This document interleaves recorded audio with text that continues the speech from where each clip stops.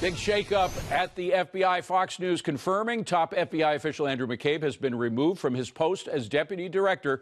This coming after weeks of complaints of bias within the department. Joining me now to react, Congressman Matt Gaetz, member of the House Judiciary Committee. And first of all, Congressman, sometime around 5 o'clock, the House Intel Committee is going to vote whether or not to release this memo. Even if they vote to release it, it won't be for a couple of days till we see it.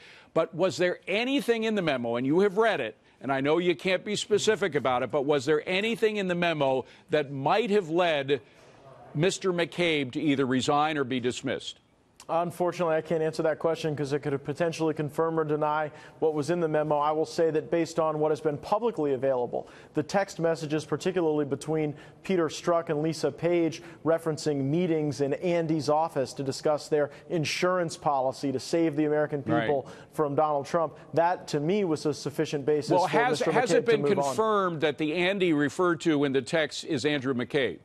Well, it seems very obvious to me, based on the totality of the facts, that that is, in fact, the case. Mr. McCabe may have a different viewpoint, but I think that would be very hard to maintain in a factual inquiry. You have friends in the House Intel Committee, and you've read the memo, et cetera. Do you think it is going to be released? Is that the decision to which they're going to come?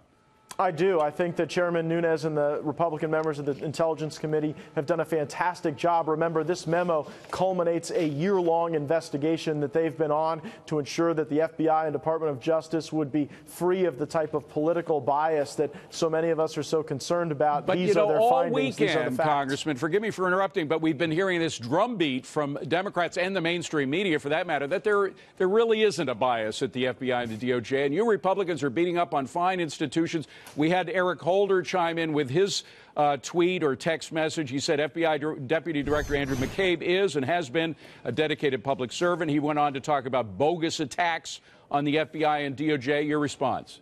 It was on Eric Holder's watch that politics infected the top levels of the FBI and the Department of Justice. Eric Holder did us no favors by bringing politics into these hallowed institutions that we've got to be able to rely on to be unbiased no matter who is in power. And so I think his comments are entirely misplaced. And look, it's not just Republicans who are saying that this is troubling. It's the text. It's the actual words that these people are using, talking about an insurance policy against the president. That undermines our democracy. These texts and the texts were between Mr. Strzok and Lisa Page, who was a lawyer at the FBI.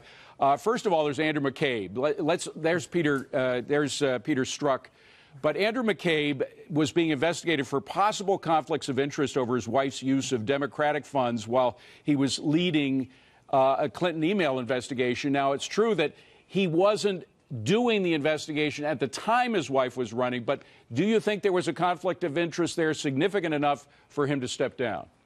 I think that Andrew McCabe is stepping down likely not as a consequence of his wife's activities, but of his own. And whether or not politics influenced the decisions he made will be up for history to judge. But I think that the evidence is laid out pretty clearly that you had a group of people, McCabe, Strzok, and Page, who hated Donald Trump. And they allowed that personal belief to manifest in actual decisions, actual investigations, and things happened that should not have happened. And I think when we release this memo, we're going to have a very clear understanding of the abuses and the bias that has infected these institutions. Okay, and there is a long list. I mean, for those in the media who say there's no evidence of bias, all you have to do is go into the Fox News website. You'll see a complete list of some of the people. We didn't even talk about Bill Priestep from the FBI's counterintelligence, or Bruce Orr from the Justice Department, whose wife was working on that Trump memo. So there are a lot of people involved here. Matt Gaetz, great to see you, sir. Thank you very much. Please come back.